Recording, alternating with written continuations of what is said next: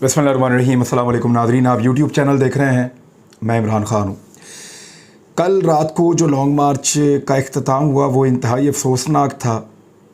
सद्दफ़ नईम बड़ी ज़बरदस्त रिपोर्टर थीं, बहुत अच्छी जर्नलिस्ट थीं, बड़ी मेहनत से काम करती थीं। और याद रखें, हम जो लोअर क्लास के जर्नलिस्ट होते हैं, जो बिल्कुल लोअर मिडिल क्लास के लोग होते हैं, हमारे लिए उतना आसान नहीं होता काम करना। मैंने कई साल फील्ड में काम किया है, मोटरसाइकिल पे काम किया है, बहुत भाग दौड़ करता रहा हूँ। और फिर अल्लाह ताला ने मुझे प्रोग्राम करने का मौका दिया, फिर बड़े बड़े चैनलों में काम करने का मौका दिया। लेकिन मुझे आज भी याद है कि कितनी मुश्किल से हम लोग गुजारा किया करते हैं और कितनी मेहनत करनी पड़ती है। देखिए, बड़े चैनल में आपको तनख्वाह तो अच्छी मिल जाती है, छोटे चैनल में बाद औक़ात कई महीने तनख्वाह भी नहीं मिलती। और इन खातून ने मेरा इंटरव्यू भी करना था, लेकिन वो शहीद हो गई हैं। और हम शहीद इसलिए कहेंगे कि एक हादसे के अंदर वो जाँ बहक हुई हैं, तो उसको शहादत हम कहेंगे। अपनी ड्यूटी करते हुए, अपनी ज़िम्मेदारी अदा करते हुए, मर्दों के बीच में मुकाबला करती हुई वो खातून। और मुकाबला ये है कि पहले ख़बर देनी है, ज़्यादा ख़बर देनी है, एक्सक्लूसिव काम करना है, बेहतर काम करना है। यही एक दौड़ होती है जो लगी रहती है। मेरे साथ भी एक इंटरव्यू होना था, लेकिन अब हालात ऐसे हैं। पहले एक वक्त था मेरे पास, कुछ बीच में वो मैनेज नहीं हो पाया। लेकिन मुझे बहुत अफसोस है, दिली अफसोस है। सद्दफ़ नईम साहिबा से फील्ड में चंद मरतबा मुलाकात हुई और मैंने देखा कि वो बहुत मेहनती हैं और बड़ा ज़ोर लगाती हैं काम करने में, बहुत भाग दौड़ करती हैं, बहुत एक्टिव रहती हैं। एक इंतहाई अफसोसनाक वाक़या था। इस वाक़े के हवाले से कुछ नेगेटिव चीज़ें भी हुई हैं। जो सबसे बड़ी नेगेटिव चीज़ है वो ये है कि कुछ लोगों ने रब्ता तक किया उनकी फैमिली से, और ये लॉन्ग मार्च की और इमरान खान के खाते में डालने की कोशिश की। ऐनी शाहिदीन का ये कहना है कि इनका हाथ स्लिप हुआ है और उसके बाद ये अपना बैलेंस बरकरार नहीं रख सकी और गिर गई। और जो कंटेनर आगे चल रहा था खान साहब के, उसके जो आगे वाले टायर हैं, वहाँ इनको हादसा पेश आया। और मुख्तलिफ़ कहानियाँ आ रही हैं। आज के दिन में कंफर्म हो जाएगा, चीज़ें और क्लियर हो जाएंगी। लेकिन इस किस्म का हादसा इंतहाई अफसोसनाक है। इमरान खान साहब जो है, उनको बहुत रोका गया नया पाकिस्तान के मुताबिक, लेकिन इमरान खान साहब फौरी तौर पे नीचे आए और बहुत अफसरदा हो गए, बहुत परेशान हो गए इस वाक़े से। और उसके बाद उन्होंने फौरी तौर पे एक अनाउंसमेंट की कि हम इस लॉन्ग मार्च को आज जारी नहीं रखेंगे, हम इस लॉन्ग मार्च को यहीं पे रोकेंगे। और ये बहुत अफसोसनाक वाक़या पेश आ गया है। राणा सनाउल्लाह साहब इसको भी एक रंग दे रहे हैं और मैं तहकीकात करवाऊँगा। और इत्तला मिल रही है कि किसी ने धक्का दिया है, कुछ लोग कह रहे हैं कि फ़लाँ ने धक्का दिया। यानी अब ये कसर रह गई है कि कोई ये कह दे कि इमरान खान ने खुद धक्का दिया और गला दबा के मार दिया, ये कह सकते हैं। यानी इस लेवल तक लोग गिर गए हैं। एक जान गई है, एक शहादत हुई है। फॉर गॉड सेक, आप अपनी सियासत के लिए, अपने बुग़्ज़ को निकालने के लिए आप इस हद तक गिरते चले जा रहे हैं, गिरते चले जा रहे हैं। उनके घर वाले नहीं कह रहे, लेकिन उनके घर वालों को टेलीफोन्स करके लोग जाकर कन्विंस कर रहे हैं कि आप कुछ भी करें, आप नाम लगाएं, एहतजाज करें, रोला डालें, ताकि हम लॉन्ग मार्च को कंट्रोवर्शियल करें। और खूनी मार्च का इसको नाम दिया जा रहा है। हादसा तो कहीं भी हो सकता है, लेकिन देखना यह है कि हादसे के बाद आपका रद्द-ए-अमल क्या था। मुझे याद है एक हादसा हुआ था, एक कर्नल साहब एक गाड़ी के नीचे आ गए थे 2009 में। वो गाड़ी भाग गई थी, चीफ सेक्रेटरी थे उस वक्त के लाहौर के, और हिट एंड रन केस बना था। बाद में उनको चीफ सेक्रेटरी के ओहदे से हटना पड़ा था। पूरा निज़ाम चीफ सेक्रेटरी को सपोर्ट कर रहा था, उसको भी मैंने भुगता था, क्योंकि मैं अकेला जर्नलिस्ट था जो उसको उस दौर में रिपोर्ट कर रहा था। शहबाज शरीफ साहब मेरे दुश्मन बन गए थे, उनका फेवरेट था वो जावेद महमूद चीफ सेक्रेटरी। अब मामला ये है कि इमरान खान साहब ने ना सिर्फ वहाँ पे रुके, नीचे उतरे, अफसोस का इजहार किया, अपनी पार्टी के लोगों को भेजा और माली इमदाद का भी कहा, लेकिन जान तो वापस नहीं आ सकती ना पैसों से। इंतहाई अफसोसनाक हादसा है और हमेशा हमें अफसोस रहेगा। एक चीज़ ज़रूर हुई है, वो ये कि इमरान खान साहब का बड़ा मुस्बत तर्ज़ अमल था और उन्होंने लॉन्ग मार्च को भी मौखर कर दिया है। आज वो दोबारा लॉन्ग मार्च शुरू कर चुके हैं सदका देने के बाद दोबारा से, कि इस तरह का अफसोसनाक वाक़या अल्लाह ना करे दोबारा पेश आए। लेकिन नवाज शरीफ साहब का जब काफ़िला चल रहा था लॉन्ग मार्च का, तो उसके नीचे भी एक बच्चा आकर शहीद हो गया था। मासूम बच्चा, उसका वालिद को हार्ट अटैक भी हो गया था रोते रोते। नवाज शरीफ साहब नहीं रुके थे, ना उन्होंने गाड़ी रोकी थी, उनको बताया भी गया था और वो नहीं रुके थे। बल्कि कैप्टन सफदर ने एक जगह तकरीर करते हुए कहा था कि जब क़याम पाकिस्तान हो रहा था तो उस दौर में लोग शहीद हो रहे थे, बड़े बच्चों ने भी कुर्बानियाँ दी थी, तो ये हमारे इस काफ़िले का, हमारे इस लॉन्ग मार्च का ये पहला शहीद है, मुबारक हो। ये कैप्टन सफदर के अल्फाज थे उस वक्त। तो उन अल्फाज को आज भी मुझे इसलिए याद है कि मरीम नवाज़ और उनके बच्चे नवाज शरीफ के लॉन्ग मार्च से पहले प्राइम मिनिस्टर हाउस से हेलीकॉप्टर में बैठ के रायगढ़ चले गए थे और एक ट्वीट किया था कि बाप का हुक्म, मरीम नवाज़ ने लिखा था बाप का हुक्म, ट्वीट किया था कि मेरे बाप ने कहा कि तू घर चली जा, मैं लोगों के बच्चों को लेके लॉन्ग मार्च में आ रहा हूँ। तो एक वो तर्ज़ अमल था, एक ये तर्ज़ अमल है, बाकी फ़ैसला आप खुद कर लें। इमरान खान साहब को सियासत से आउट करने वाले जो हैं वो खुद ही आउट होते चले जा रहे हैं। इमरान खान साहब ने जो करम एजेंसी में इलेक्शन था वो भी जीत लिया है और भारी अक्सरियत से जीत लिया है। 2018 में यहाँ पे JUIF के, या आप कह लें मुत्तहिदा मजलिस अमल के उम्मीदवार इलेक्शन जीते थे। मुनीर खान औरकज़ई उनका नाम था, बाद में उनका इंतकाल हो गया और फिर सिचुएशन बदल गई। लेकिन 2018 में क्योंकि मुनीर खान औरकज़ई जीते थे और मुत्तहिदा मजलिस अमल फजलुर रहमान साहब वगैरह बड़े मजबूत थे, उन्होंने उस दौर में 16,255 वोट लिए थे। PTI के उम्मीदवार ने 12,604 वोट लिए थे। 4,000 वोटों का तकरीबन फ़र्क था। तो अब जब दोबारा इलेक्शन हुआ तो फजलुर रहमान साहब ने ये सीट चुनी हुई थी कि इस सीट पे मेरा बंदा इलेक्शन जीत जाएगा।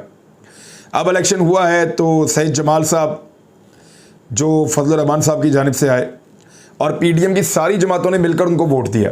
पीपल्स पार्टी ने, नून लीग ने, जमातें, सारी जमातें ही उनके साथ थी, हर जमात ANP सब उनके साथ थे।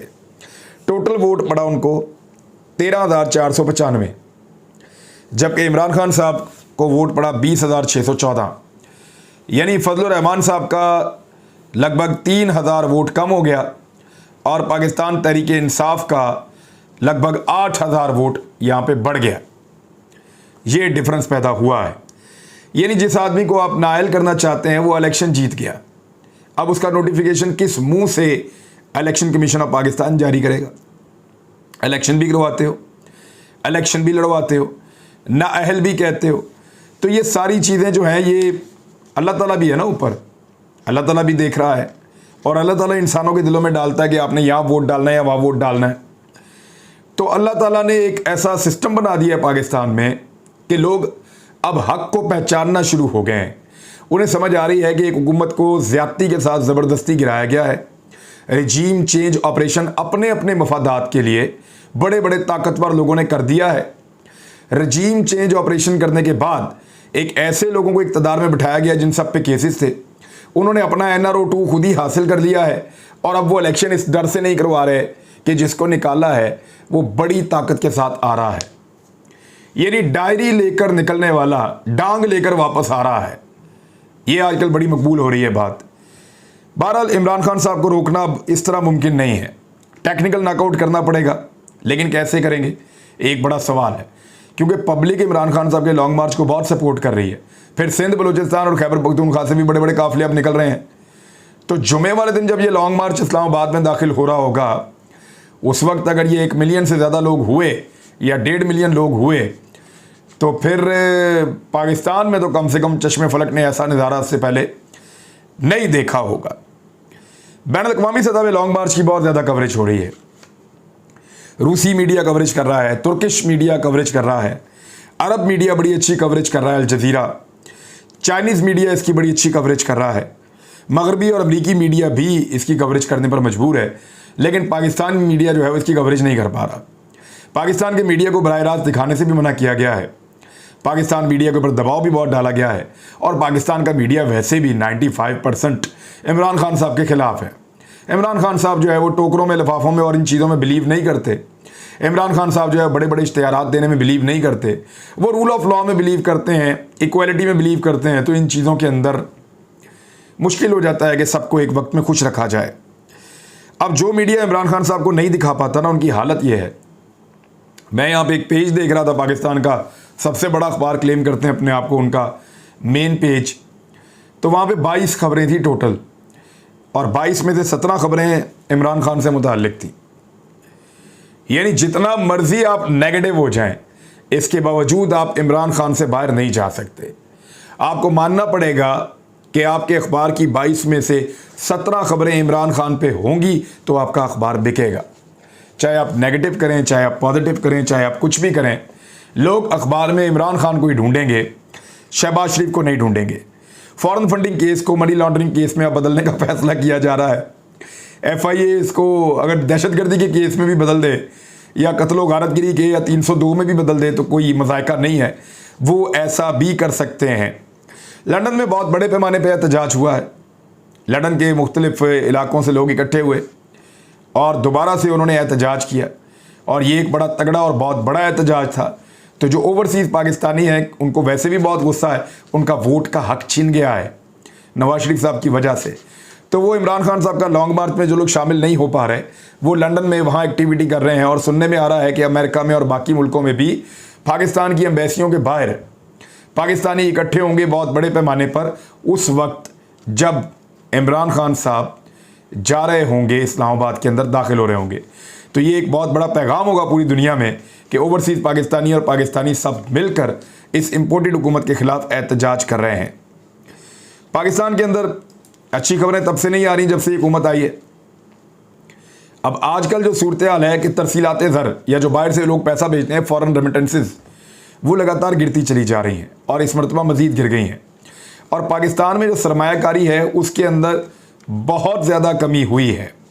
यानी जो सरमायाकारी में मजमूई तौर पे कमी हुई है वो 83.7 यानी लगभग 84% तक कमी हो गई है। पाकिस्तान की अंदर जो सरमायाकारी होती है उसके अंदर लोग सरमाया या पैसा लगाने को तैयार नहीं है। पाकिस्तान में 84% लोग कम कर गए हैं, यानी आधा कर गए हैं सरमायाकारी जो पाकिस्तान के अंदर हो रही थी। और तरसीलात ज़र जो है वो भी लगभग 3.5 से 4% के दरमियान जो है कम हो गए हैं। ये इंतहाई अफसोसनाक सूरत हाल है। लोगों को इस हुकूमत के ऊपर बिल्कुल ऐसा लगता है कि एतबार है ही नहीं, बिल्कुल लोग इसकी बात ही नहीं सुनना चाहते। अब आ जाए ज़रा दोबारा मैं आपको आसान लफ्ज़ों में समझाता हूँ कि शहबाज शरीफ ने कहा कि इमरान खान ने मुझे पैगाम भेजा आर्मी चीफ़ की तैनाती के हवाले से और साथ में धमकाया भी। तो आर्मी चीफ़ तो हम तैनात करेंगे, ख्वाजा आसिफ कह रहे हैं कि इमरान खान कौन होता है ये कहने वाला। मैं ख़बर आपको दोबारा बता देता हूँ। इमरान खान साहब के पास कुछ सहाफ़ी चल कर आए थे, वो लोग नवाज शरीफ साहब को भी मिले थे, शहबाज शरीफ साहब को भी मिले थे, इमरान खान साहब को भी मिले थे। उन्होंने कहा कि खान साहब, ये जो पाकिस्तान की अफवाज हैं इनका सियासत में एक रोल तय किया जाए। हर हुकूमत को प्रॉब्लम आ जाती है थोड़े अरसे के बाद, और वो लोग फ़ौज के ख़िलाफ़ बातें कर रहे थे। इमरान खान साहब वहीं बैठे हुए थे। उन्होंने कहा जी ठीक है, अगर कोई चीज़ें तय करना चाहते हैं वो लोग और अगर उनकी ये ख्वाहिश है तो मैं करता हूँ, लेकिन चंद चीज़ें जो की जा सकती हैं, मिसाक़ मईशत किया जा सकता है, पाकिस्तान की मईशत कैसे चलानी है, कोई भी हुकूमत आए उसको कैसे चलाना है, सब एक जैसी चलाएं और कुछ चीज़ें तय कर लें।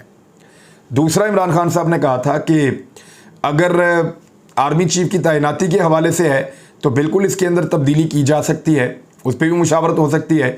फ़ौज का जो किरदार है सियासत के अंदर उस हवाले से तो मैं उसके लिए भी तैयार हूँ। लेकिन इमरान खान साहब ने 2 कंडीशन रखी थी। एक ये कि इलेक्शन की अनाउंसमेंट की जाए, उसकी डेट दी जाए और फिर बैठे हमारे साथ बात करें। और दूसरा, उन्होंने कहा था कि NRO डिस्कस नहीं होगा, किसी किस्म की केसेस के अंदर छूट मैं नहीं दूंगा।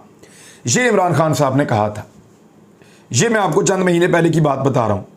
उसके बाद एक बिजनेसमैन भी इमरान खान साहब से मिले। इमरान खान साहब ने उनको भी यही बातें की कि मेरे पास से इस तरह की बातें लेकर लोग आते हैं। तो मैंने उनको साफ कहा है कि जी मैं इदारे का सियासत में जो किरदार है उस पर आर्मी चीफ़ की तैनाती है, इस मामले के ऊपर भी। और ये क्योंकि उन्होंने ऑफ़र लेकर आए थे और मेरे साथ बात कर रहे थे कि हम ये चाहते हैं कि आप लोग करें। तो इमरान खान साहब ने, बल्कि मैंने भी वहाँ ये बात की थी कि इमरान खान साहब क्यों इनिशिएट करें, तो अपोजिशन में, ये तो हुकूमत को इनिशिएट करनी चाहिए ये चीज़ें। तो इमरान खान साहब ने कहा कि I am ready for this, अगर वो ये करना चाहते हैं, अच्छी चीज़ें पाकिस्तान के लिए, तो मैं करूँगा। यानी मईशत के मामले के ऊपर और इदारे की सियासत में या फ़ौज के सियासत में किरदार के मामले के ऊपर मैं सपोर्ट करूँगा और उसके अंदर काम करना चाहिए। लेकिन शराइत इमरान खान साहब की वही थी। नंबर 1, इलेक्शन जो है पहले उसकी डेट दें। नंबर 2, जो पाकिस्तान के अंदर एनआरओ हासिल करने की कोशिश की जा रही है, वो मैं नहीं होने दूंगा। इसको शहबाज शरीफ साहब धमकी कह रहे हैं। तो असल कहानी ये है, और ये बात इमरान खान साहब तक ऑफर की सूरत में या तजावीज़ की सूरत में बार बार ले जाई गई है। उन्होंने खुद किसी को नहीं कहा कि आओ बैठो बात करते हैं। बहरहाल यही चीज़ें अब तक के लिए इतनी। अपना ख्याल रखिएगा, अपने चैनल का भी। अल्लाह हाफिज़।